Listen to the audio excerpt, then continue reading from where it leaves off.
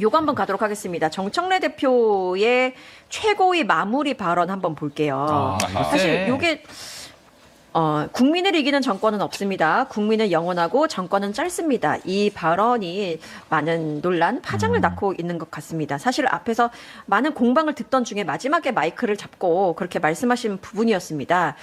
요거가 관련해서 참 많은 이야기가 나오고 있네요. 그리고 정청래 대표 같은 경우는 이 발언은 사실 과거에도 몇 번 했던 말씀이시잖아요. 근데 그 대상이 지금 나오네요.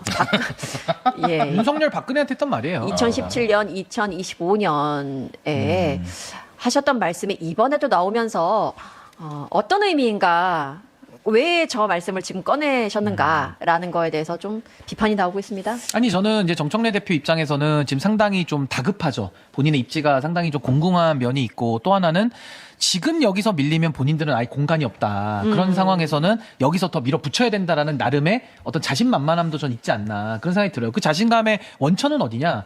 정청래 대표가 생각하는 국민은 딱 하나죠. 딴지 게시판 유저.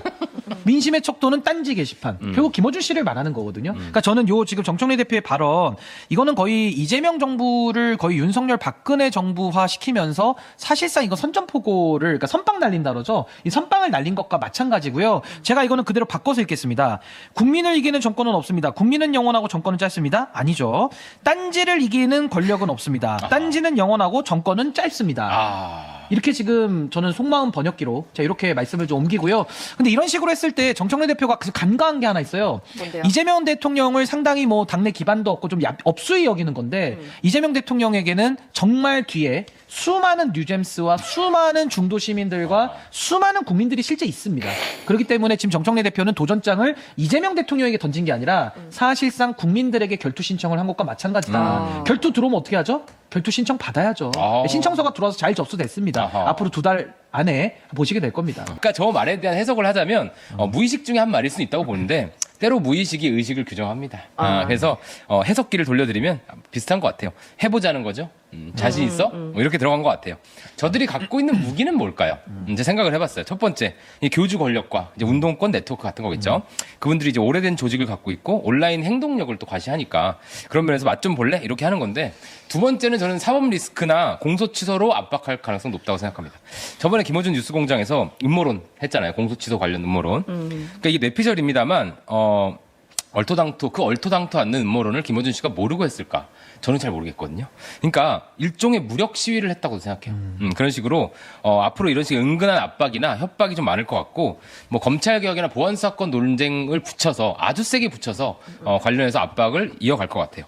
그래서 저는 이제 좀 자잘한 소음 같은 거에 이렇게 우리 정치사의 어떤 중요한 지금 길목이 있는데 흔들리지 않도록 무엇이 중요한지를 계속 얘기하는 게 되게 필요하다. 이런 생각들 들어요. 그리고 저는 이 사안에서 우리가 하나 간과해서는 안 되는 게, 아마 다들 이제 기억에서 좀 희석됐겠습니다만 올해 초에 1월 20일에 어떤 기사가 나가냐면요.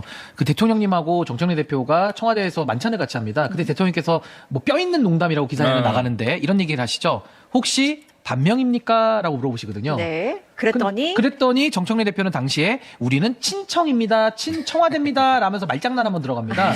근데 저는 저 때만 해도 저도 의구심이죠. 합당 전이니까. 아니, 정청래 대표가 좀 잘 못하는데 이게 그냥 무능인가? 아니면 의도적인 뭐 발목 부러뜨리기인가? 이건 그때 당시에는 우리가 확진을 할 수 없는 상황이었는데, 이번에 정권은 짧고 국민은 영원하다라고 하면서 이재명 정권에 대해서 선제 견제구를 지금 때렸잖아요. 지금 시점에 와서 과거의 대통령님의 그 뼈 있는 농담을 다시 보면 이게 그냥 단순한 농담이 아닌 거죠. 저 발언 자체가 굉장히 대통령께서도 우회적으로 표현을 하셨습니다만은 정청래 대표의 어떤 나름의 그런 좀 비하인드, 좀 이렇게 물밑에서 있었던 행동들에 대한 하나의 저게 좀 따끔한 그 지적 아닌가. 사실 대통령은 변화구가 아니라 그냥 직구였죠, 직구. 그렇죠. 반명입니까? 라고 물어본 것 자체가. 근데 인정을 안 하신 거지. 다른 드립으로 그냥 넘어가려고. 드립으로 넘어가려 했는데 이번만큼은 정청래 대표가 이제는 이거는 뭐 너무나도 명확하게 선전포고를 했기 때문에 이제 여기에 대한 책임은 이제 본인이 다 지셔야 된다는 생각이 들고, 저도 하나만 더 말씀드리면 저 정청래 대표 요즘 보면서 누가 이렇게 생각이 나냐면 약간 정봉주 전 의원도 생각나요. 그러니까 정봉주 전 의원의 지금 길을 가고 있는 거 아닌가? 그런 생각도 좀 들어요. 그러니까 본인의 힘을 너무 과신한 나머지, 그러니까 뭐랄까요, 그 너무나도 이 인기 기반의 정치를 좀 해오다 보니까 좀 이렇게 취해 있는 느낌? 이게 좀 많이 들거든요. 그래서 지금 뭐 정봉주 전 의원의 대통령의 길, 더 나아가면 앞으로도 이제 아마 이낙연 전 대표의 길을 정청래 대표가 좀 가게 되지 않을까. 그런 생각이 그러면 듭니다. 우리가 그 길을 가라고 고사지 낼 건 아니잖아요. 그렇지 않으려면 어떻게 해야 되는가? 심플하죠. 심플하다. 정치의 기본으로 돌아가면 되죠. 지금도 이게 뭐 조용한 전당대회를 해야 된다라고 박지원 의원님 말씀하시던데 조용한 전당대회 할 수 있는 방법이 있어요. 어떻게요? 그게 뭐냐면 정청래 대표가 선거 결과에 책임을 지고 연임에 출마 안 하면 됩니다. 그럼 조용하게 치러질 수 있어요. 이제 앞으로 뭐 정청래 대표에 대해서 너무 그렇게 네, 심하게 네. 할 필요도 없고 그냥 정청래 대표가 잘못했으니까 책임졌다. 박수 치고 그 다음 사람들이 그 다음 막을 열어가면 되는 거거든요. 근데 여기에 대해서 본인의 책임도 인정 안 해. 당도 지금 망가졌고 거기다가 연임까지 출마한다고 하니까 여기에 대해서는 작용이 있으면 반작용이 올 수밖에 없거든요. 이걸 지금 왜 정청래 대표가 저는 굳이 가장 본인에게 불리한 길을 가는지 전 잘 이해하기가 어렵습니다. 그러니까 네. 뭐 대통령의 어떤 그동안 스타일로 봤을 때 약간 생각을 바꾸고 뭐랄까 진영을 바꾼 사람들에 대해 모질지 않죠. 네. 정청래 대표 앞으로 어떻게 해야 되냐 물어보니까 뭐 이런 실현 중도 실용 노선을 같이 하면 돼요. 근데 그럴 가능성은 좀 적은 것 같고. 근데 이 문제는 정청래 대표가 간다고 해서 그 세력이 없어지는 건 아니고. 근데 또 어준님은 또 무슨 생각이 많으실 거예요. 또 여러 가지를 꾸미고 계실 거고. 다른 분으로 대체할 수도 있죠. 이를테면 뭐 다선 최근에 그 정원호 서울시장 후보랑 붙었을 때 그쪽에서 그 밀었던 분이 박주민 의원이잖아요. 그런 분들 그 삼선인가요, 박주민 의원? 자선 아니야? 사선은 사선이야 나선. 벌써? 아니, 나 사선인 삼선 것 같은데. 같은데. 아무튼 뭐 그러니까 그런 중진. 쪽으로 다선 의원들 자기가 이제 컨트롤할 수 있는 뭐 그런 분을 고를 수도 있다. 그럼 박주민 의원이라는 꼭 그런 건 아닌데. 그러니까 그런 식으로 대안을 마련해서 어쨌든 이 경쟁, 이 전쟁에 나설 가능성도 상당히 높아 보여요. 삼선이네, 삼선. 아, 삼선이에요?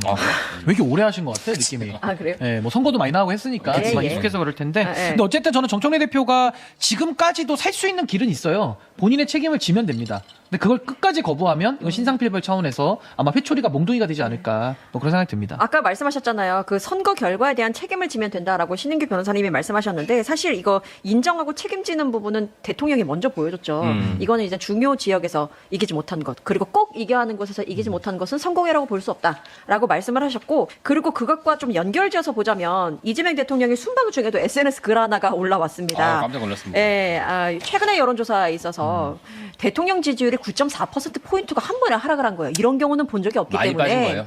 이것에 대해서 SNS 글을 올렸습니다. 냉정한 국민평가 겸허히 수용하다. 국민 여러분께 죄송하다. 더 낮은 자세로 겸손하게 임하겠다. 더 넓게 벌리고 더 많이 포용하며 더 열심히 하겠다라고 SNS를 올렸습니다. 이 부분에 대해서는 어떻게 보시나요? 먼저 이석현 평론가. 그러니까 지지율 10%가 빠진 전 여론조사 진짜 오랜만에 거의 처음 본 것 같아요. 네. 이거는 많이 빠진 거 맞고요. 우리가 직면해야 될 상황입니다. 대통령이 근데 이에 대해서 반박하거나 뭐 누구 탓을 하거나 이러지 않고 성찰한 건 되게 다행스럽고 전 잘한 일이라고 생각해요. 네. 윤석열 대통령은 주로 남 탓했고요. 뭐 내부 총질이 어떻고 좌파 세력이 어떻고 이랬습니다. 여러분 윤석열과의 비교는 이렇게 해야 되는 겁니다. 이재인 대변인님 보고 계시나요? 그래서 여기 메시지에 보면 더 넓게 벌리고 더 많이 포용하겠다. 이게 계속 이제 민주당 내 혹은 국민이라는 어떤 우주에 이런 전파 시그널을 보내시는 거야. 중도 실용, 중도 보수다. 이걸 보내시는 건데 네. 뭐 지지율 하락의 원인은 다양할 수 있겠죠. 민주당이 어떤 그 중도 실용 행보를 전혀 이해하지 못하고 뭐 이런 것도 가장 역주행한 게 가장 클 것 같은데 어쨌든 저는 이재명 대통령의 장점은 같은 실수를 잘 반복하지 않는다 이거 같아요. 그래서 맞아요. 이번 지지율 결과를 보고 실제로 모골이 송현에서 저걸 쓰셨을 것 같아. 그래서 우리가 또 경기도청 출신으로서 그런 걸 알지 않습니까? 이게 참 폼이 좋을 때는요 이재명 대통령이 상방이 잘 없어요. 네. 끝간데 없이 잘해요. 맞아요. 근데 한번 폼이 흔들리면 소위 특유의 좀 승질이 나오십니다. 그래서 악화 일로를 겪을 수가 있거든요. 근데 저는 이번 그 기자간담회나 요 X 메시지를 보면서는 좀 안 좋은 흐름을 스스로 끄는 것 같아서 좀 다행이다.